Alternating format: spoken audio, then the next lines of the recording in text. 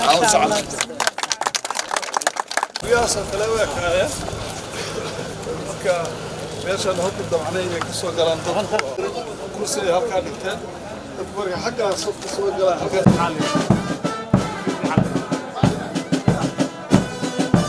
kun iyo 400 sano ka hor quraanku sida uga hadlaayo muhiimadda ay noo leedahay farqaadista iyo in anaga maanta ka hadlayno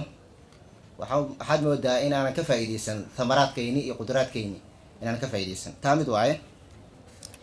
mid xigta waxa waaye waxaan filayaa waxa joogda Maxamed Sare oo ka hadli doona arintaas naga maxkamadaha kiisaska yaalo waxaan la ka fari doonaa halkaas waxaan ka yeeleyno maxaa yeelay dalkan keedkiisa waa yaala CID waa yaala keedkii oo waxaad arkaysaan 60 ilaa hadda wixii dambi galay galalkooda waa yaalaan maxkamadahana saas oo kale waa yaalaan marka waxaan filayaa qodobka 263 ee xeerka ciqaabta jamhuuriyadda in la waafajin doono dhismaha maktabul jinaa'i looga baahnaa inuu dhiso booliisku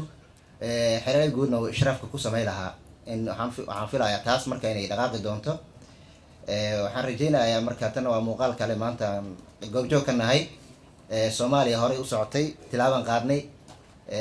farxad gaar ah noo tahay waan uga mahadcelinaynaa taliyaha booliiska shaqadan halka laga qabtay